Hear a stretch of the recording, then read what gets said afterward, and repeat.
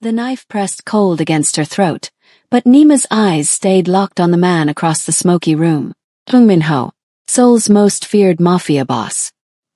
He'd been watching her all night with those dark, unreadable eyes, and now as armed men surrounded her table demanding payment for debts she didn't owe, something shifted in his expression. Something dangerous. Something possessive. He stood, and the entire room fell silent.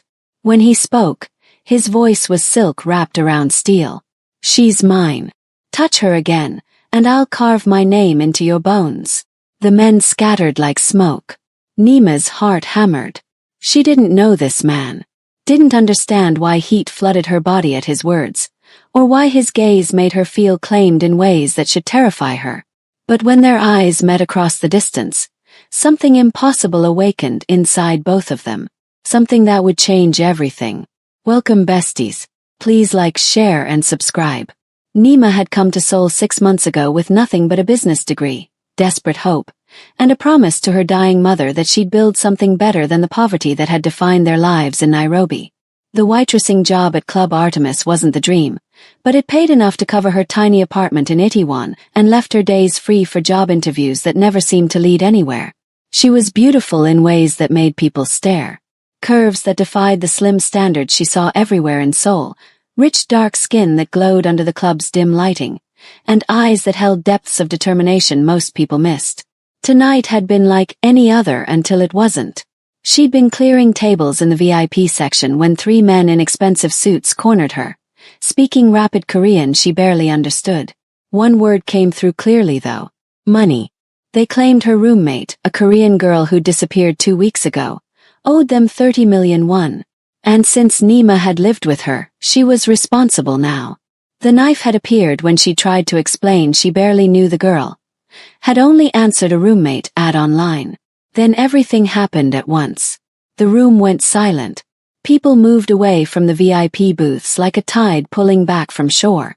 And Kong Min-ho stood up from the shadows where he'd been sitting alone all evening watching her. Nima had noticed him earlier. Impossible not to. He sat in the furthest corner booth, the one her manager had warned her never to approach unless summoned. That's Kong Min-ho, her co-worker had whispered. He owns half of Gangnam. The other half is too scared to admit he owns that too. Now he was walking toward her, and every step felt like a heartbeat.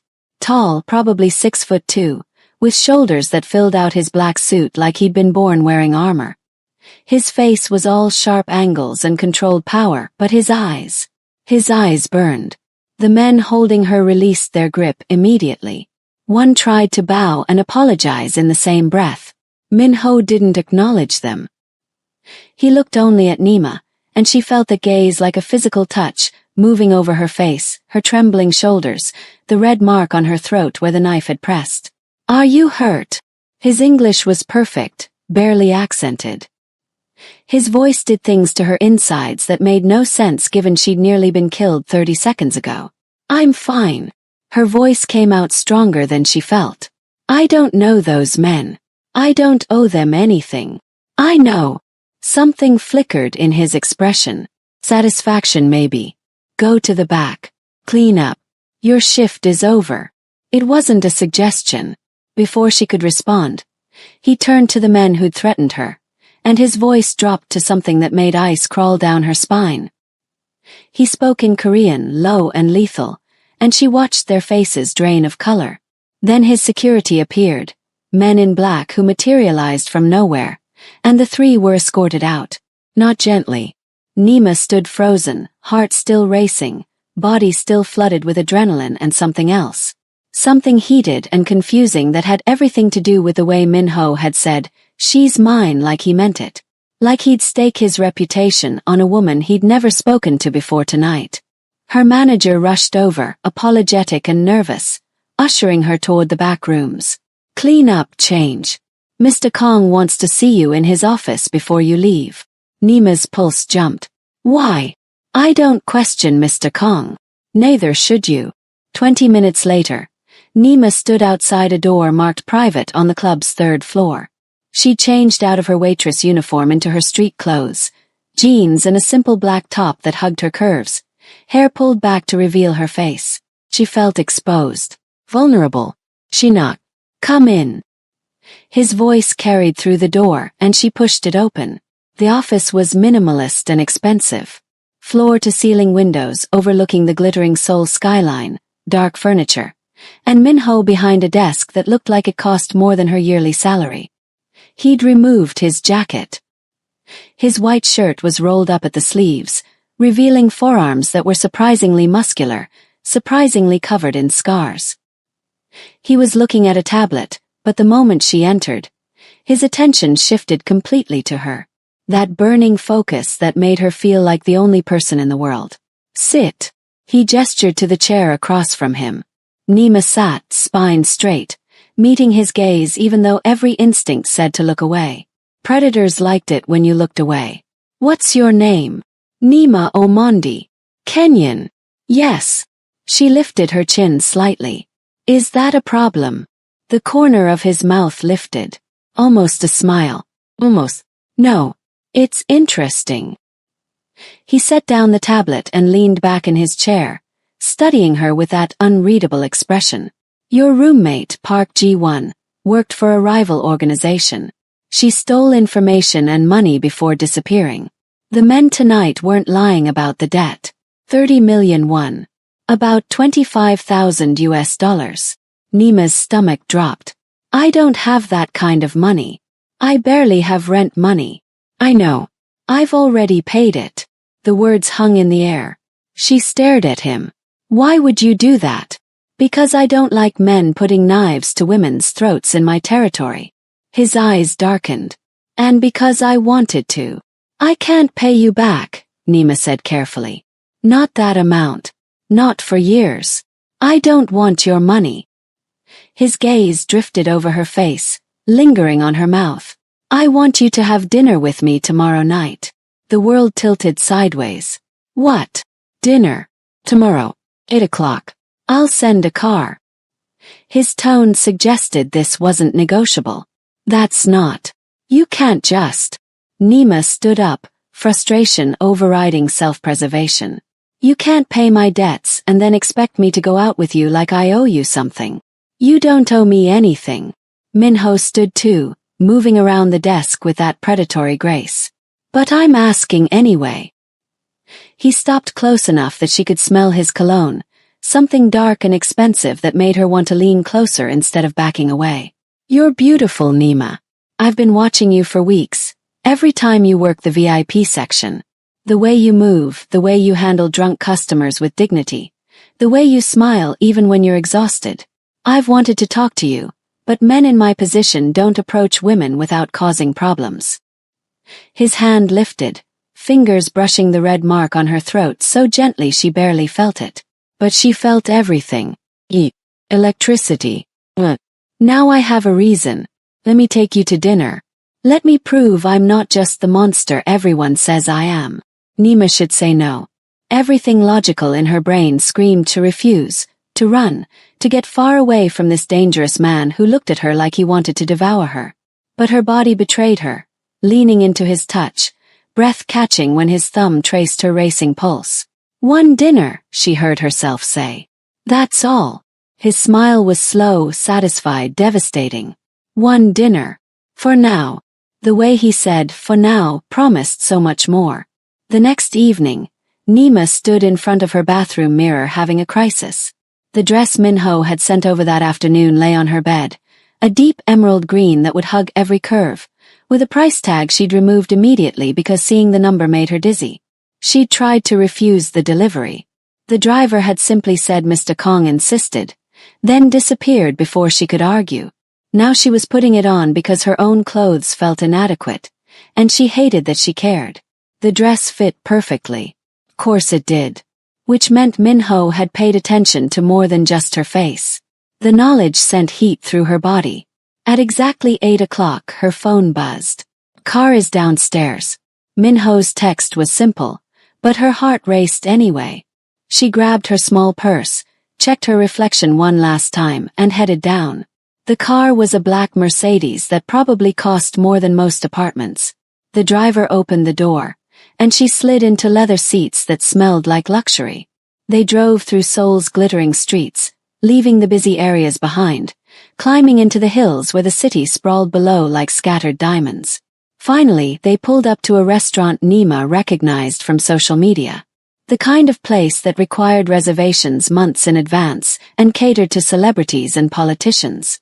Minho was waiting outside, and when he saw her step out of the car, something flickered across his face. Hunger. Possession. He'd dressed in all black, suit tailored to perfection, hair styled back to reveal those sharp features. He looked like power incarnate. He looked like danger. "You're beautiful." The words were simple, but the way he said them, like a prayer and a threat combined, made her shiver. "The dress is beautiful," Nima corrected. "You're just seeing expensive fabric." "No." He stepped closer, offering his arm. "I'm seeing you. The dress is just wrapping."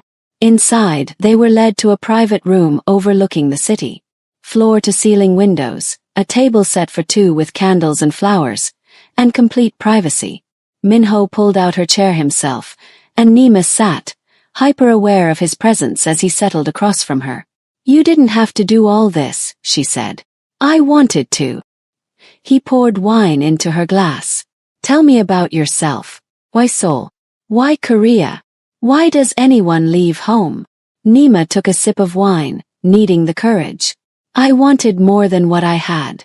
My mother died 2 years ago. Cancer. We couldn't afford treatment. I promised her I'd build something better, something that meant her sacrifices weren't for nothing." Minho listened without interrupting, his attention absolute. "So you came here alone?" "I came here with hope." She met his eyes. "Which is either brave or stupid, depending on the day." "Brave." His voice was certain. "Definitely brave." "What about you?" Nima asked. "How does someone become Seoul's most feared mafia boss? Is that what you dreamed of as a child?" Something dark crossed his face. "No, I dreamed of normal things. School, friends, maybe being a teacher. But my father ran the Kong organization, and when he was killed, I was 16. Had 2 choices. Take over or watch everything he built get torn apart by vultures." He took a drink. "So I took over. I was good at it. Too good. By 20, I'd consolidated power. By 25, I controlled most of Seoul's underground.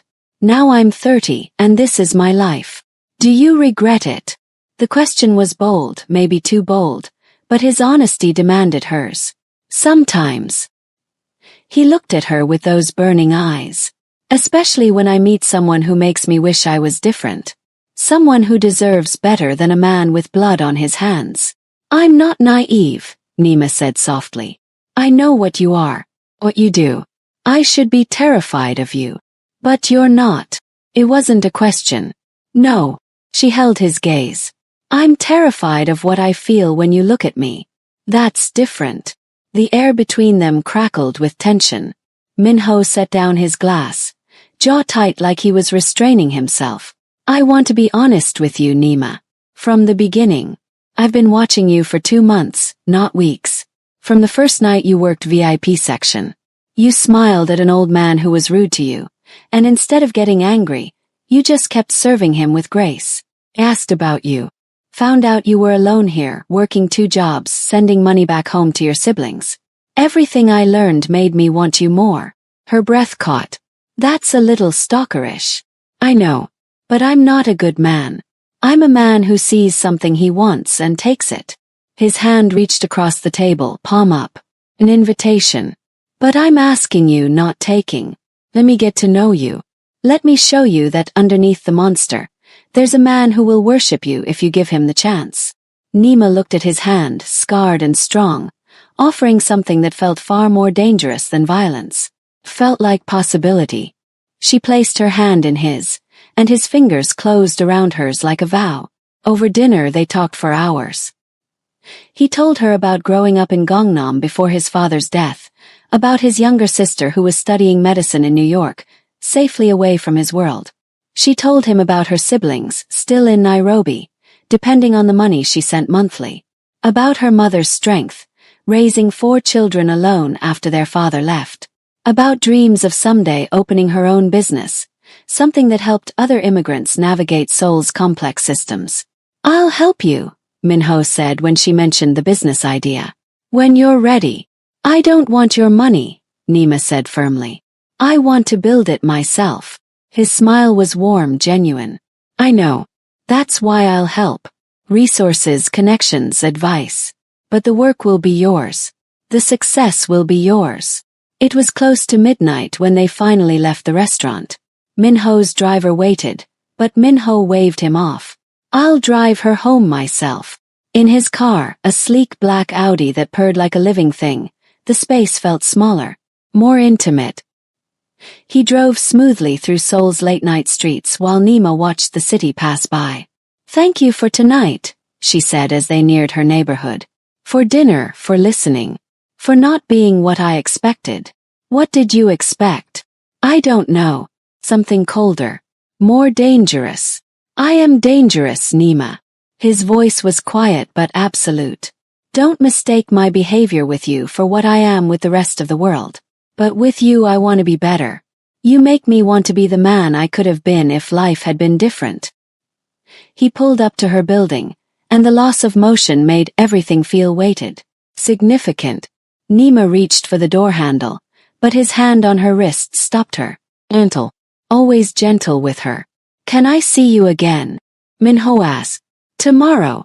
I have a shift at the club." "After your shift then." "I'll wait." His thumb traced circles on her inner wrist. "I'll always wait for you." The words felt like a promise that went deeper than a second date. Nima nodded, not trusting her voice, and slipped out of the car. She could feel him watching as she climbed the stairs to her apartment, and when she looked back from her window, his car was still there, guarding, protecting, claiming. She fell asleep that night with his voice in her head and heat in her body that wouldn't fade. The next 3 weeks transformed Nima's world. Minho kept his word. Every night after her shift he was there waiting. Sometimes they went to quiet restaurants. Sometimes they drove through Seoul streets just talking. Sometimes they sat in his car outside her building until dawn, sharing stories and secrets like teenagers instead of adults with complicated lives. He never pushed for more than she offered, never demanded entry to her apartment, never pressed for intimacy beyond holding her hand or brushing hair from her face. But the tension built anyway, inevitable as a storm. She learned his tells. The way his jaw tightened when another man looked at her too long. The way his hand would find her lower back in crowds, possessive and protective. The way he'd watch her mouth when she talked, like he was barely restraining himself from kissing her. And Nima felt herself falling for his quiet strength, his unexpected humor, the way he remembered everything she said, the way he'd send food to her apartment on days she worked double shifts, or how he'd arranged for her building's broken heating to be fixed without telling her until she thanked the landlord and learned the truth. He was claiming her in small ways, weaving himself into her life until she couldn't imagine it without him. But reality had a way of crashing through fantasy. It happened on a Friday night. Nima was working VIP section when a group of younger Korean men came in, already drunk, loud, demanding. One of them kept grabbing at her wrist every time she brought drinks. His Korean too fast for her to fully understand, but his intentions crystal clear. "You're so pretty," he slurred in broken English. "Date me. I like chocolate." The racial fetishization made her skin crawl, but she kept her professional smile. "I'm flattered, but I'm working. Please let go. One drink with me after work. I pay you well." "No, thank you." She tried to pull away, but his grip tightened, fingers digging into her wrist hard enough to bruise. "Why? You think you're too good. You're just a—" He never finished the sentence. Minho appeared like a shadow given form, his hand clamping around the man's wrist with enough force that Nima heard bones creak. The entire club went silent. "Let her go." Minho's voice was death itself, and the drunk man's face drained of color as recognition hit. He released Nima immediately, stumbling back, stammering apologies. But Minho didn't care about apologies. His eyes had gone black with rage, his entire body vibrating with barely controlled violence. "You touched her. The words were soft, conversational, which somehow made them more terrifying. You put your hands on what's mine. I didn't know. I swear I didn't know she was yours. Now you do. Minho's smile was razor-sharp. Tell everyone. Nima Omondi belongs to me. Anyone who disrespects her, touches her, or even looks at her wrong answers to me personally. Understand? The man nodded frantically, and Minho released him, turning to his security. Get them out. Ban them. If they come back, break something. Then his attention shifted to Nima, and the violence in his expression transformed instantly into concern. Are you hurt? Let me see. He reached for her wrist, examining the red marks with such gentle fury that her heart ached. Minho, I'm fine. You're not fine. He hurt you. His thumb brushed the marks. I'm going to find out where he lives and... No. Nima placed her hand over his. You already handled it. I'm okay. He looked at her for a long moment, something complicated warring in his expression. Then he turned to her manager, who'd appeared looking nervous. She's done for the night. Pay her for a full shift. Minho, I need this job. You have this job. But tonight you're leaving with me. His tone left no room for argument, and honestly, Nima didn't want to argue. Her wrist hurt, her pride hurt worse, and she wanted nothing more than to leave. In his car, the silence was heavy. Minho drove with his jaw clenched, knuckles white on the steering wheel, and Nima watched him wrestle with whatever violence he was suppressing. I hate that I can't protect you every second, he finally said. I hate that men think they can touch you. I hate that you have to work there, dealing with drunk assholes who don't see how extraordinary you are. I'm not extraordinary. You are to me. He pulled over suddenly, stopping in an empty parking lot overlooking the Han River. You're everything to me, and I don't know how to handle that. I've never felt this before, Nima. This need to possess, to protect, to claim you so completely that no one even thinks about touching you. His hands cupped her face, and the intensity in his eyes stole her breath. Tell me to stop. Tell me this is moving too fast, that you're not feeling what I'm feeling. Tell me before I do something we can't take back. Nima's heart hammered against her ribs. She should tell him to slow down. Should remind him they'd only known each other 3 weeks. Should protect herself from falling too hard for a man whose world was built on danger. But when she opened her mouth, different words came out. I feel it too. This pull between us. It terrifies me, but I feel it. His thumb brushed her lower lip, and heat flooded her body. When I saw him touching you tonight, I wanted to kill him. Literally end his life for daring to put his hands on you. Does that scare you? Yes. She was honest. But not the way you think. Then how? I'm scared because part of me wanted you to. Part of me likes seeing you lose control for me. And I don't know what that makes me. Minho's eyes darkened with something primal. It makes you mine. Then he was kissing her, and Nima's world exploded into sensation. His mouth was firm and demanding, claiming hers like he'd been starving for this. His hands slid into her hair, tilting her head for better access, and she melted into him, pressing closer, needing more. The kiss deepened, turned desperate. Nima's hands fisted in his shirt, pulling him closer, and he groaned against her mouth, the sound vibrating through her entire body. When they finally broke apart, both breathing hard, his forehead rested against hers. Come home with me tonight, he whispered. Let me take care of you. Let me show you how I'll worship you.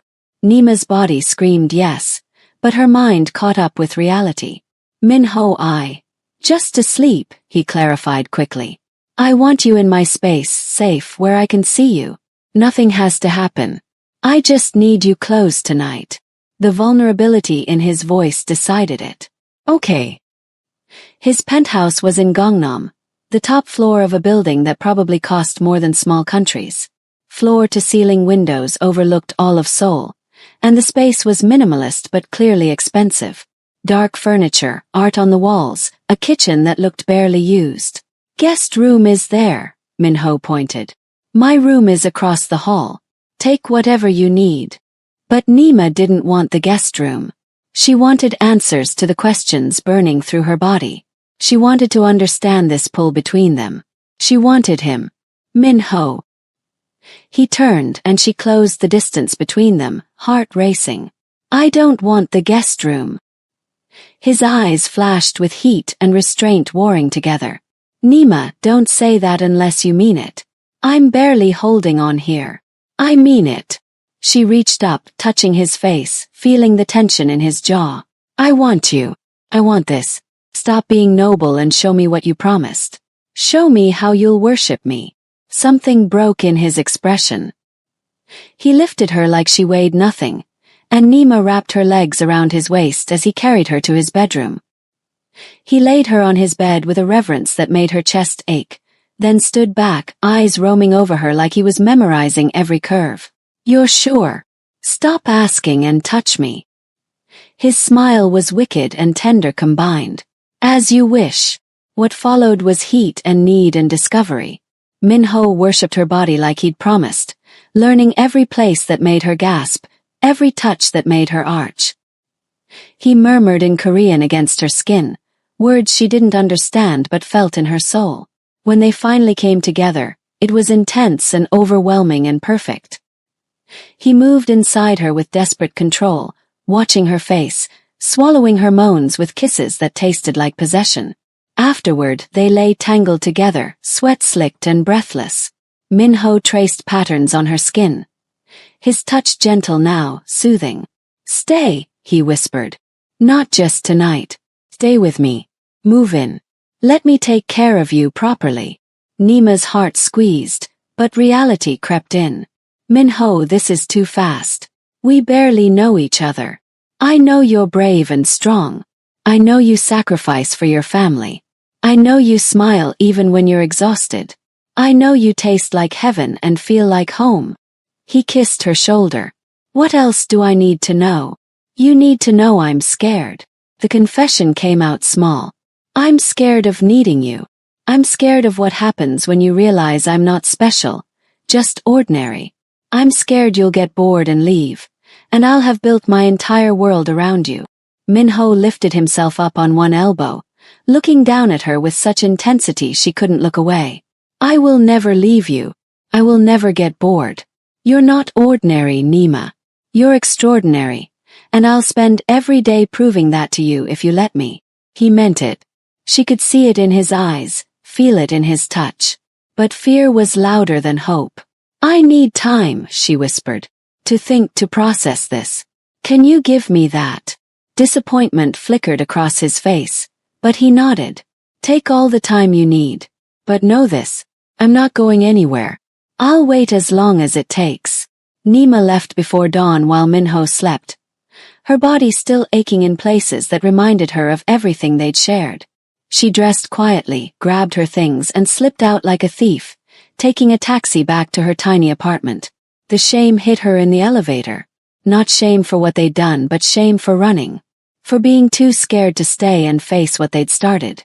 She'd felt him wake as she was leaving, felt his eyes on her back, but he hadn't stopped her. Maybe he understood she needed space. Maybe he was giving her the choice he'd promised. Either way, the loss felt immediate. The next 2 days, Min-ho respected her silence. No calls, no texts, no showing up at her work. But Nima felt his presence anyway. Her building's security had been upgraded overnight. A new guard stood at the entrance, clearly military trained, clearly there because of Min-ho. Her manager at the club mentioned that Mr. Kong had called to ensure her schedule wasn't too demanding. Even her coffee order appeared at her apartment door each morning with a simple note. I'm here when you're ready, M. The small gestures broke her heart and healed it simultaneously. On the third day, Nima's co-worker Sujin cornered her during their shift. Okay, what happened? You've been walking around like a ghost, and Mr. Kong hasn't been here in 3 days. Everyone's noticed. Nothing happened. We're just taking space. Space. Sujin's eyes widened. Girl, you don't take space from Kong Min-ho. Men like him don't do space. They do possession. That's the problem, Nima said quietly. I don't know how to be possessed. I've spent my whole life being independent, taking care of myself. What happens when I let him take over and then he leaves? What happens if he doesn't leave and you wasted time being scared? Sujin squeezed her hand.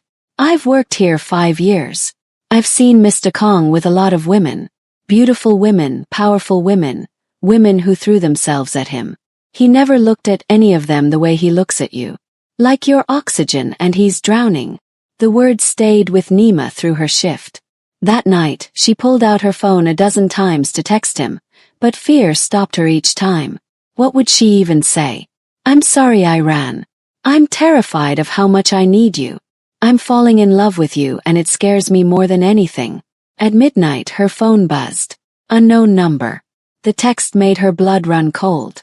Tell your boyfriend to back off the West Side territory, or you'll pay the price. You have 3 days. Photo followed.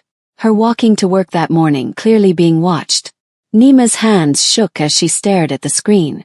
This was the reality of Minho's world. The danger he'd tried to protect her from. She should call the police. Should run far away from this mess. Instead, she found herself dialing Minho's number. He answered before the first ring finished. Nima. Just her name, but it carried so much weight. Relief, concern, need. I got a threat. Someone sent a photo of me. They want you to back off some territory. Silence on the other end, heavy and dangerous. Then his voice came through, colder than she'd ever heard it. Where are you? At work. My shift just ended. Stay inside the club. Don't leave. I'm sending security now, and I'm coming personally. He paused, and warmth crept back into his tone. Are you okay? I'm scared, she admitted. Good. Fear means you'll be careful. But Nima, I need you to trust me. Can you do that? Yes. The word came out without hesitation. I'm on my way. 20 minutes. He hung up, and Nima stood in the club's back room, heart racing, finally understanding what she'd been denying. She trusted him completely, loved him completely, and running from that had been the most foolish thing she'd ever done.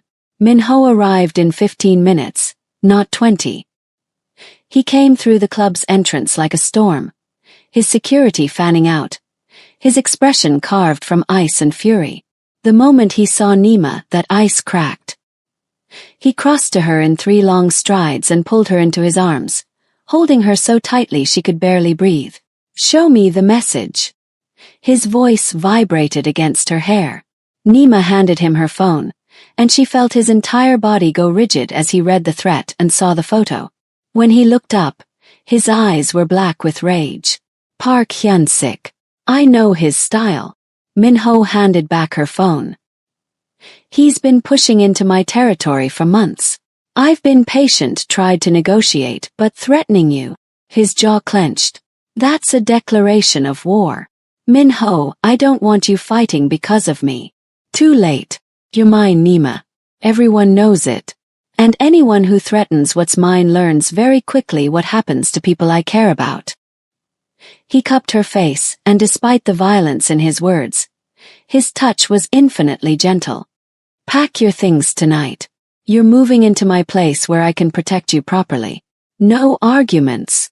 I can't just. Yes, you can. His thumb brushed her cheekbone. I know you're scared of depending on me. I know you pride yourself on independence. But right now your safety is more important than your pride. Let me protect you. Please. The please broke her resistance. She nodded, and relief washed over his features. Within an hour, Minho's people had packed her entire apartment. Her landlord had been paid off through the end of her lease. Her few belongings were loaded into vehicles that followed them back to Gangnam, and Nima found herself standing in Minho's penthouse with her entire life in boxes. The guest room is still yours if you want it, Minho said carefully. But I'd prefer you in my room. In my bed, where I can reach for you in the middle of the night and know you're safe. Nima looked at this powerful, dangerous man who was giving her a choice even when he clearly wanted to decide for her. Your room, she said. Your bed. But Minho, we need to talk about what this means. About us. It means you're mine and I'm yours. It means I'll protect you with everything I have. It means I'm done pretending this is casual or temporary. He stepped closer. I love you, Nima. I've loved you since you smiled at that rude old man with grace. I've loved you through every conversation, every moment. And I'm done hiding it. Her heart stuttered. You love me. Completely. Obsessively. Probably unhealthily, but I don't care. His hands found her waist, pulling her close. I know it's fast. I know it's intense. I know my world is dangerous and complicated. But I also know I've never felt this before, and I'll burn down anyone who tries to take you from me. I love you too. The words tumbled out, truth she couldn't hold back anymore. I tried not to. I ran because I was scared of how much I felt. But I love you, Minho. All of you. Even the dangerous parts. His kiss was claiming and tender, desperate and controlled. When they broke apart, both breathing hard, he rested his forehead against hers. Never run from me again. If you're scared, tell me. If you need space, ask. But don't disappear. It's the only thing I can't handle. I won't. I promise. That night they made love again, but this time it was different. Slower, deeper. Weighted with the confessions they'd shared. Minho worshipped her body like it was sacred, murmuring I love you in Korean and English until Nima was trembling and overwhelmed. Afterward, she lay in his arms, feeling safer than she'd ever felt, even knowing danger circled outside these walls. What happens now, she asked. With Park Hyun-sik. Now I remind him why people fear me. Minho's voice was dark. But you don't worry about that. You focus on living your life, and I focus on keeping you safe. I don't want to be helpless. I don't want to hide while you fight my battles. You're not helpless. He kissed her temple. You're brave and strong. But this is my world, Nima. Let me handle it my way. She wanted to argue, but exhaustion pulled her under. She fell asleep wrapped in his warmth, feeling claimed and cherished, not knowing that the real danger was just beginning. The next morning, Nima woke to an empty bed and a note on Minho's pillow. Meeting with Hyun-sik. Security is outside. Don't leave the penthouse. I'll be back by noon. Love you. M. Anxiety crawled through her chest. A meeting with the man who'd threatened her. She tried to distract herself, exploring Minho's space more thoroughly, finding small details that revealed who he was beyond the cold exterior. Photos of his sister hidden in a drawer. Books in Korean and English lining shelves. A small garden on the terrace where he apparently grew vegetables. At 11:30, the penthouse door opened, and Nima's heart leaped.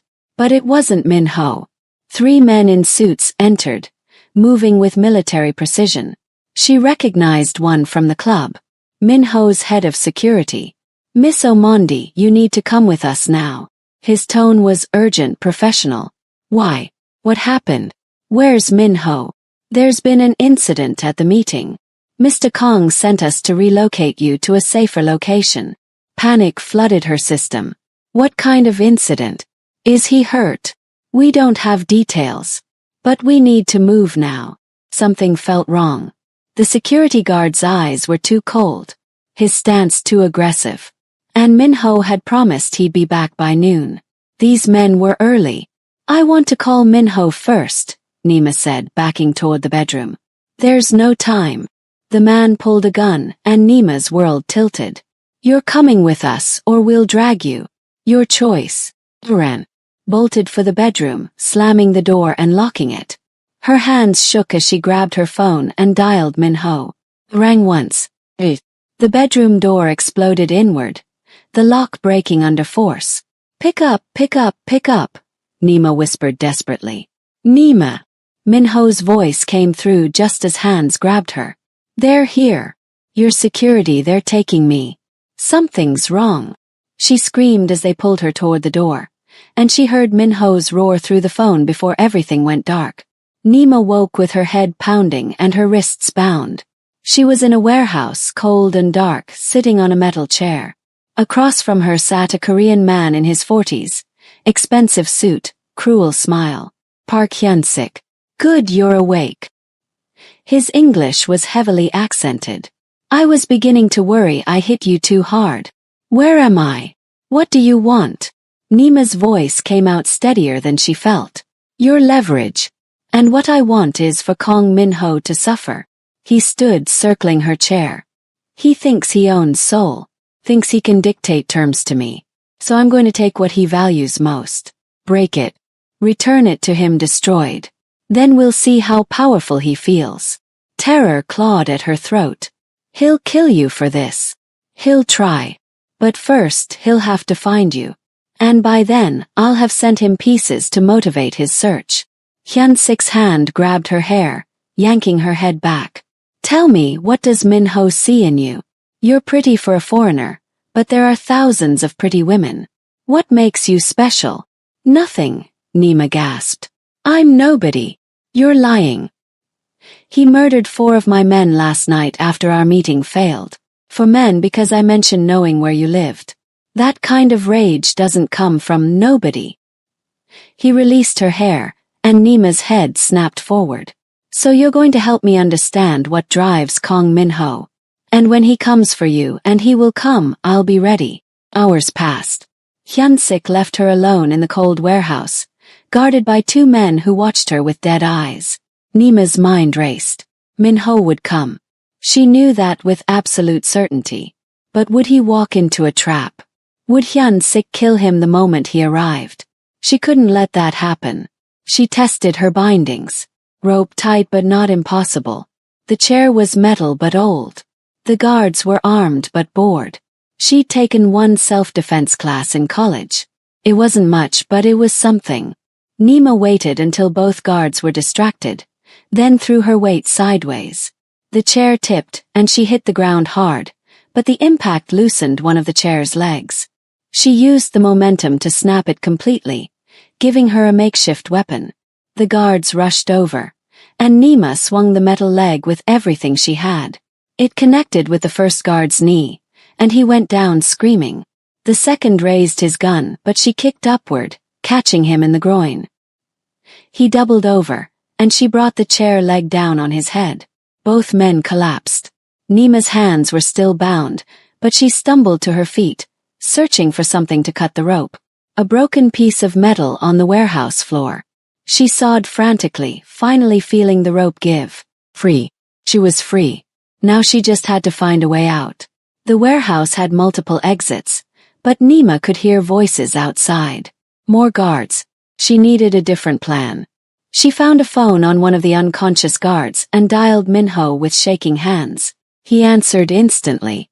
Nima. Baby, where are you? Are you hurt? I'm okay. I got away from the guards inside. I'm in a warehouse somewhere. I can hear water, maybe near the Han River. There are more men outside. Her voice cracked. Min-ho, it's a trap. Hyun-sik wants you to come so he can kill you. I don't care. I'm coming. I'm bringing everyone. Just stay hidden until. Gunfire erupted outside.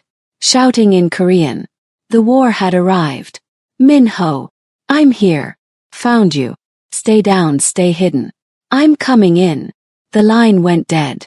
Nima crouched behind old crates, heart hammering, listening to the battle outside. More gunfire. Screaming. The sounds of violence she'd only heard in movies. Then the warehouse door exploded inward, and Min-ho entered like an avenging angel. Blood splattered his white shirt. His face was carved from rage and determination. His eyes scanned the space until they found her. Nima! He crossed the distance in seconds, pulling her into his arms, checking her frantically for injuries. Are you hurt? Did they touch you? I swear if they. I'm okay. Fought back. I got free. She clung to him. But Hyun-sik, he's dead. Min-ho's voice was flat. I killed him myself. It's over. Relief and horror warred in her chest. She'd wanted him dead for threatening her, for taking her. But the reality of Min-ho killing someone because of her was heavy. How many people died tonight? She whispered. Don't think about that. He cupped her face. Think about the fact that you're safe. That you fought for yourself. That you're incredible and brave, and I'm never letting you out of my sight again. He kissed her, desperate and claiming, and Nima kissed him back, needing to feel alive after coming so close to death. Police sirens wailed in the distance. Minho pulled back reluctantly. We need to go. My people are cleaning up, but we can't be here when authorities arrive. He wrapped his jacket around her shoulders and led her out of the warehouse. Outside was a battlefield. Bodies on the ground. Minho's men loading into vehicles. Blood staining the concrete. Nima tried not to look, but Minho gently turned her face into his chest. Don't look. Just walk with me. In his car, the adrenaline finally crashed. Nima started shaking, and Minho pulled her into his lap, holding her while she trembled. I was so scared, she whispered. Not for myself. For you. I knew you'd come, and I knew it would be dangerous. Nothing would stop me from getting to you. Nothing. He kissed her hair. I burned through half of Seoul looking for you. Called in every favor. Threatened everyone who might know anything. When I finally tracked Hyun-sik's location, I didn't wait for strategy. I just came. You could have been killed. I would have died getting to you before I let him hurt you. His arms tightened. You're my entire world, Nima. Everything else is just details. That night, back at the penthouse with real security that Minho trusted, they didn't sleep. They talked through everything. The fear, the violence, the reality of what loving him meant. I can't promise you safety, Minho said as they lay tangled together. My world will always have danger. People will always try to use you against me. I can minimize the risk, but I can't eliminate it. I know. Nima traced the tattoo she'd discovered on his ribs. Korean characters she'd learned meant loyalty. But I'm not running again. Whatever comes, we face it together. Together, he agreed. But there's something I need to ask you. He sat up, reaching for his nightstand, and pulled out a small box. Nima's breath caught. Minho. I bought this 2 weeks ago. Before Hyun-sik. Before tonight. I was waiting for the right moment. He opened the box to reveal a stunning diamond ring with a sapphire center, flanked by smaller stones. I don't believe in waiting anymore. Life is too short. Danger is too real. And I love you too much to pretend I'm patient.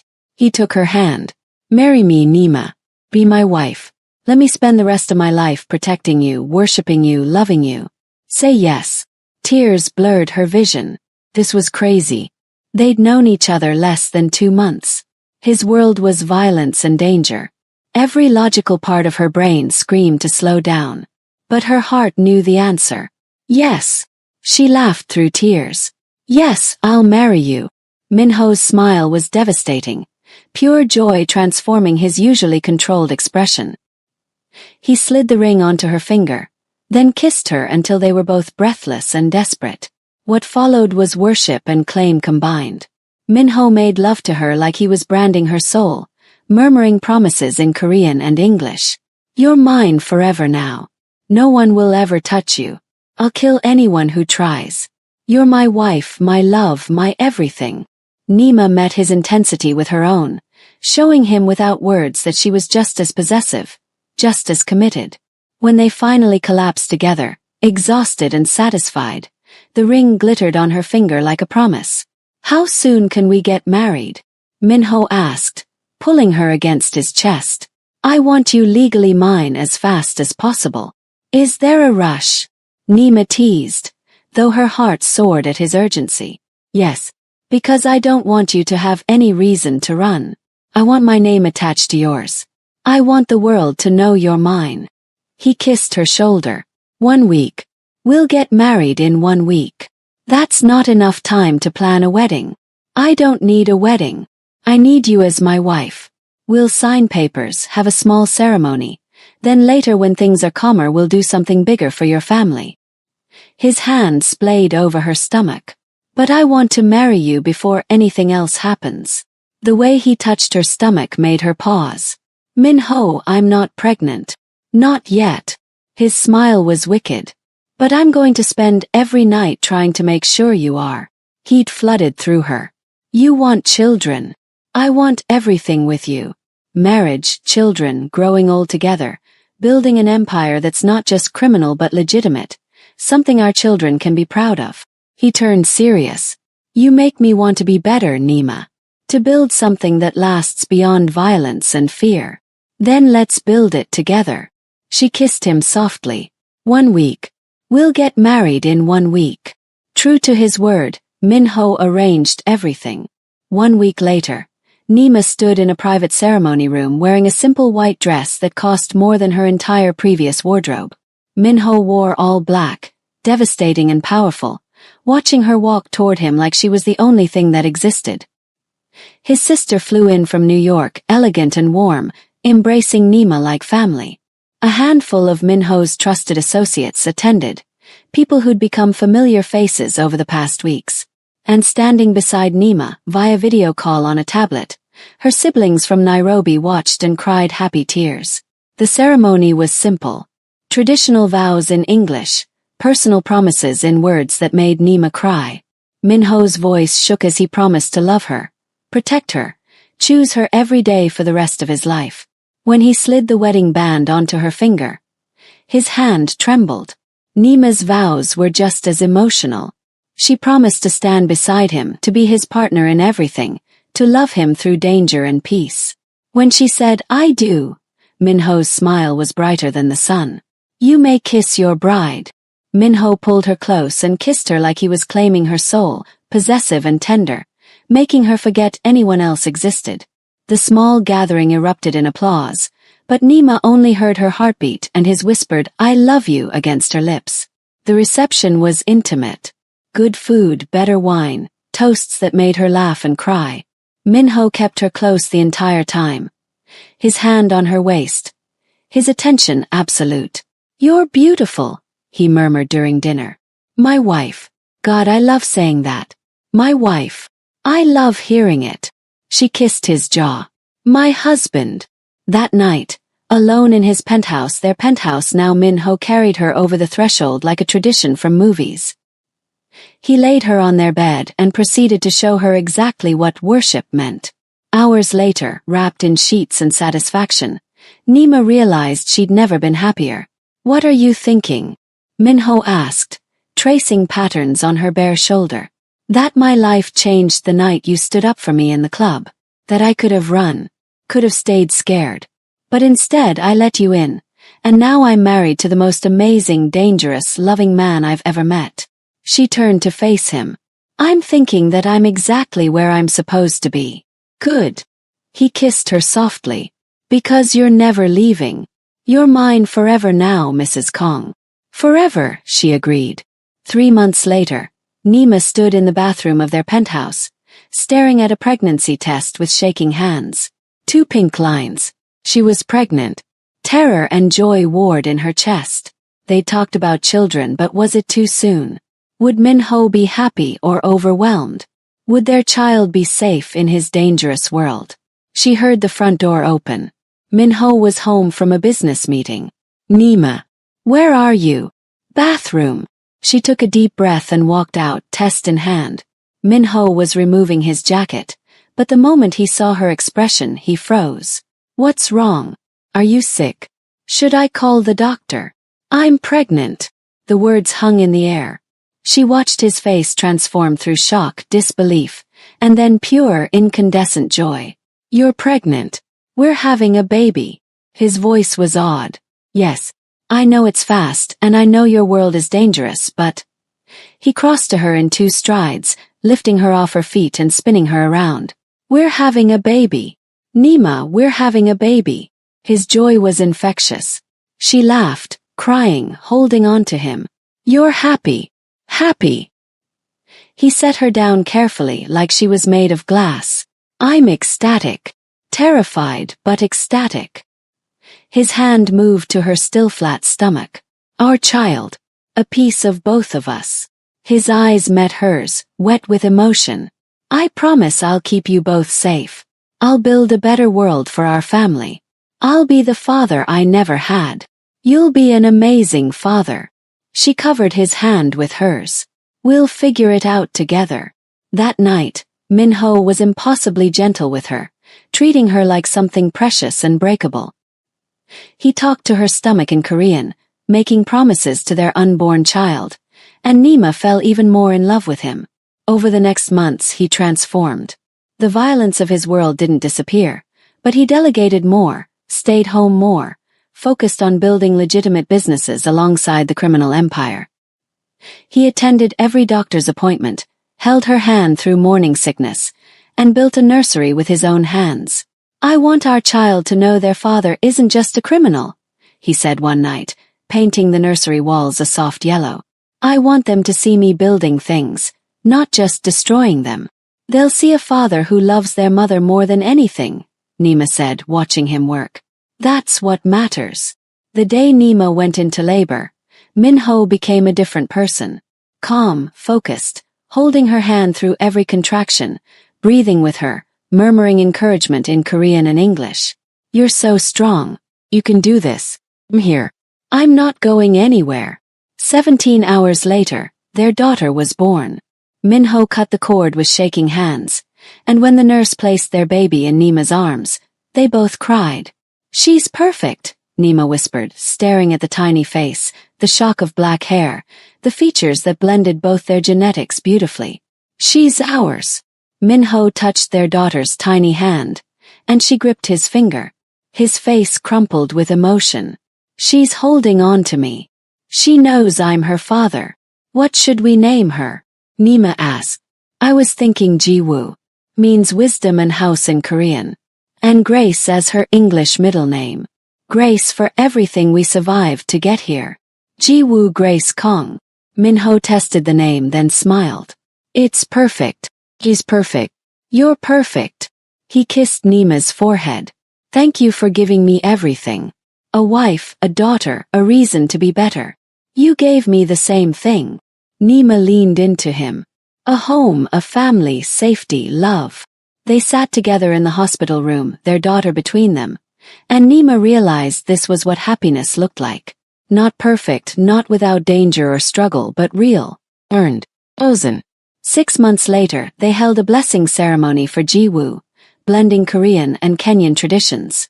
Nima's siblings flew in from Nairobi, finally meeting Minho in person and falling in love with their niece. Minho's sister brought gifts and joy. Friends from both their worlds gathered to celebrate new life, new beginnings. That night, standing on their terrace with Jiwoo asleep inside and Minho's arms around her waist, Nima looked out at Seoul's glittering skyline. "Do you ever regret it?" Minho asked quietly. "Saying yes to me? Marrying into this complicated world?" "Never." She turned in his arms. "You're the best choice I ever made. This life, our daughter, everything we built together. It's worth every danger, every fear, every moment of uncertainty. I love you, Nima Kong." He kissed her softly. "Thank you for seeing past the monster to the man underneath. Thank you for staying when you could have run. Thank you for choosing me. I'll choose you every day for the rest of my life." "Good." His smile was wicked and tender combined. "Because you're mine and I'm never letting go." As they stood together, wrapped in love and moonlight and the promise of tomorrow, Nima knew with absolute certainty that she was exactly where she belonged, in the arms of a dangerous man who loved her more than life itself, building a future that honored both their pasts and created something entirely new. Their story had started with danger and attraction, with an impossible moment that awakened something in both of them. But it had become something more. Something real and lasting and unbreakable. Love that conquered fear, trauma, and violence. Love that built empires and families. Love that proved that sometimes the most dangerous choice is the right choice. And as Minho whispered "I love you" in Korean against her hair while their daughter slept peacefully inside, Nima whispered back in the language she'd been learning for months. "Sarangi. Forever." Then